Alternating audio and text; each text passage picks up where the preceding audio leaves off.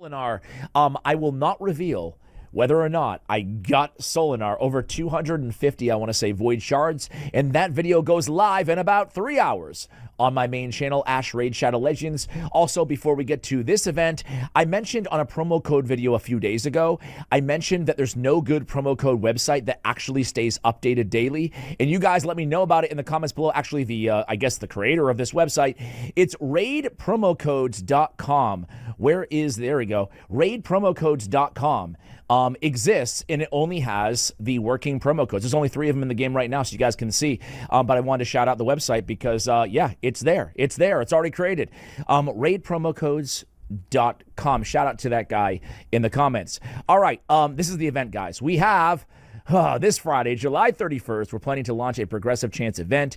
So you get 15x. You guys get you know the drill. You know the drill, right? So who do we have here? We have Arya the Golden Hope. My word. Oh, I've had my eyes on this Argonite Legendary for a while now, and boy, she looks amazing, and I think, honestly, she is the best of the new champions that we got that last batch, right? Anyway, let me go on here. Hilvi the Rhyme Called, Prava the Slitherer, Lord Entertainer, Fabian, Grand Oak, Podrick, and then Hecaton, Storm Herald Hecaton, Senna Amberheart, and Lady Noelle. Ooh, it's kind of a stacked roster, a stacked lineup there of champions up for grabs here. We have epic champions, Deacon Armstrong, Cornelia, Doom Priest, Akemptum, and Gembo the Dishonored. While even the epics are solid, specifically, I do think that Akemptum is really good. Triple hitter in the A1, triple hitter in the A2. A lot of hexes, the best hex applier out there. Cool poison synergy on his passive as well. Very, very cool Skinwalker Void epic. And then, of course, even though Doom Priest and Cornelia are worth talking about, I'm going to talk about Deacon, right? Because it's a good opportunity to go for Deacon Armstrong if you don't have him. He can help out every single account in the game, whether you're a spender or free-to-play or whatnot. Quick cycling with an extra turn meter boost, depletion for the enemies, and an AoE decreased defense, along with a leech and speed in all battles. Considered a top-tier epic in the game from Sacred Order faction.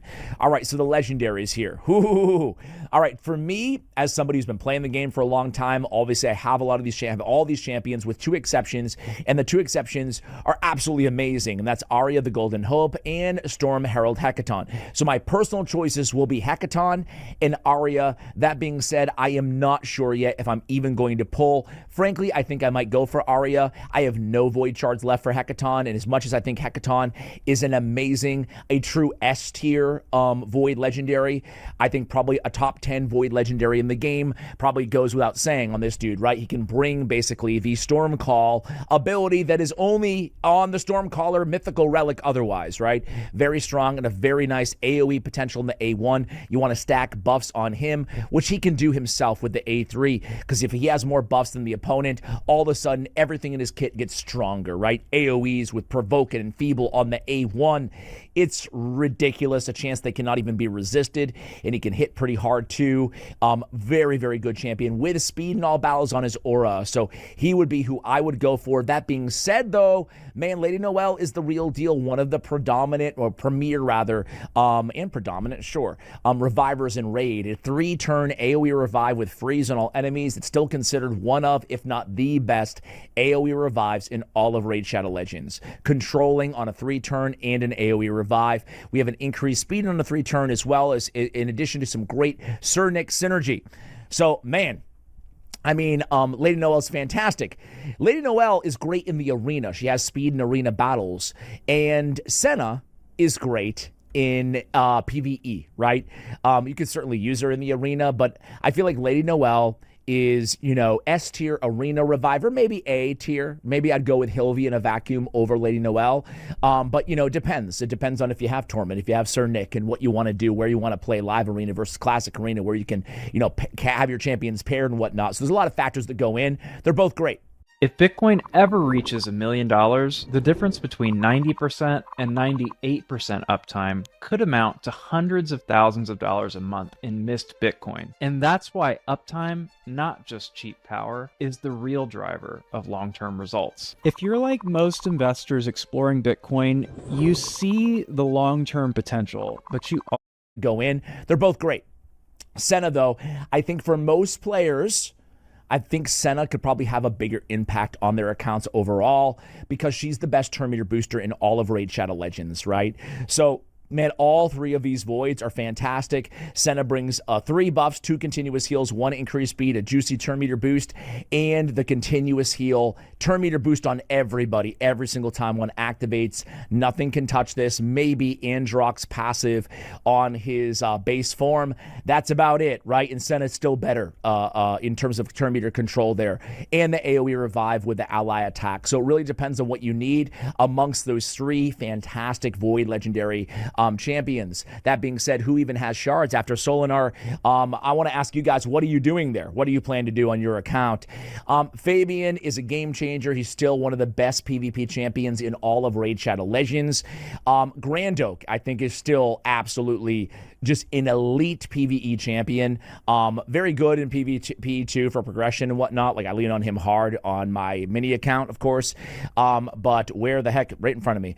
He brings the buff that everybody needs every single turn, right? So like he is one of the best buffers, but he's also a cleanser and an ally attacker.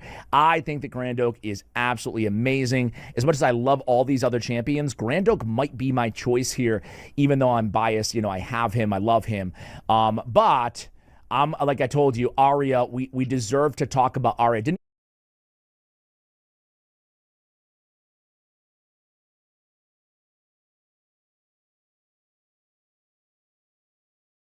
even talk about Hilvi, by the way.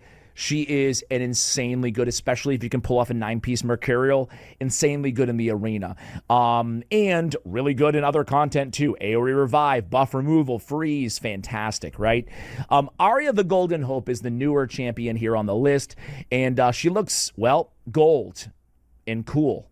Okay, you heard it here first. She's gold and she's cool, ladies and gentlemen. That's it for the video. Spirit ally speed in all battles, that kind of sucks, right? I thought we were over these one affinity based auras only, like we had with Trunda and a few other champions back in the day, but we have it here. Kind of bummed to see that.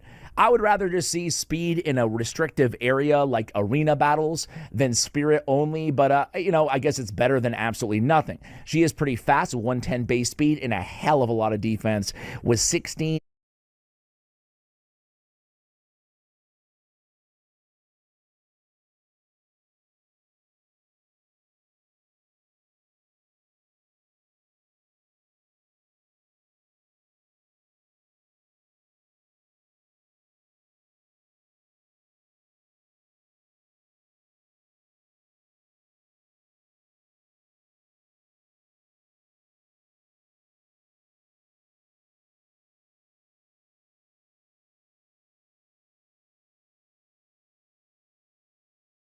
19. That is elite level defense base.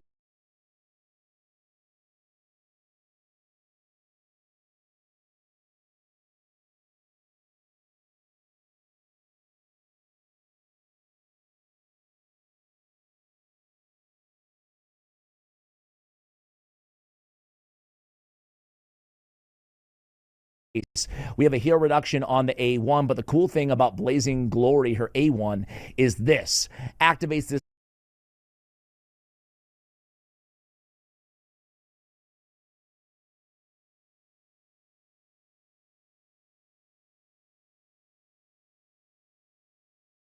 skill on an enemy whenever their HP drops below 50%. The 100% heal reduction debuff cannot be removed, resisted, or blocked when this skill is activated in this way. Occurs once per turn. Man, so basically, if you fall below 50% HP, that heal reduction cannot be resisted or blocked, meaning if you have block debuffs, it's going to bleed right through it and you can't get rid of it. It can't get cleansed. Ergo, you cannot get healed. That's really strong, very unique.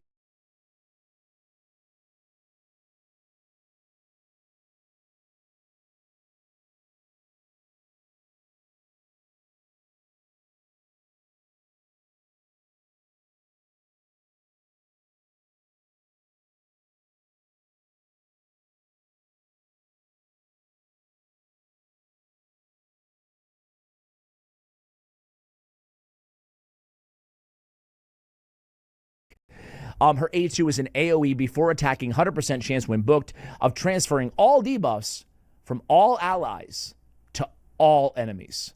Whoa, what a powerful and unique move. Every debuff, not just to that enemy, to every enemy. That's cool.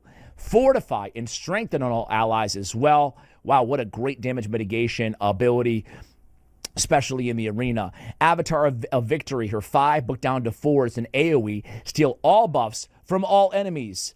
Have a True Fear and a block passive skills for 2 turns as well. True Fear 1 turn, block passive skills 2 turns. Nasty ability. Buff removal and lockdown on passives. Very hard to find a champion with a skill set like this, not to mention the True Fear. Really, really strong. An AoE buff steal with an AoE debuff transfer to all enemies. Very unique blend. Surefire success before the start of each enemy's turn. Decrease the turn meter of all enemies by 5%. Does not work against bosses and their minions. Man, that's nasty too. You just have, and there's no cooldown there, right? So just, you have a built-in turn meter reduction constantly throughout the entire battle.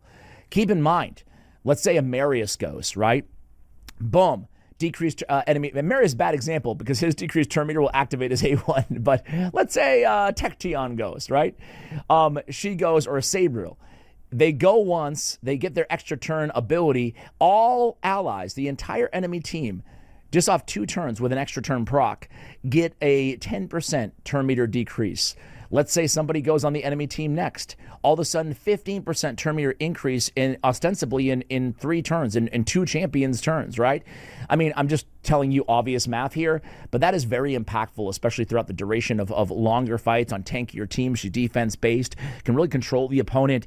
Be interesting pairing her with somebody like a Mavara too, right? Where you're constantly off of passives, you're constantly gaining and losing turn meter, or gaining and depleting, rather, turn meter at the same time. Enemy ignore defense effects against this champion are decreased by 50%. So kind of a mini Harima applying only to her in that passive. She's so tough to kill with the Fortify, with the Strength on everybody as well. What a cool champion, man. Hey, after going over her kit again in this video, I'm thinking, holy crap, I'm going to go for her. I'm going to go for her. I don't want to show my high elf. I just want to be very careful there. I don't want to ruin my shard opening video. But I do have 13 sacreds.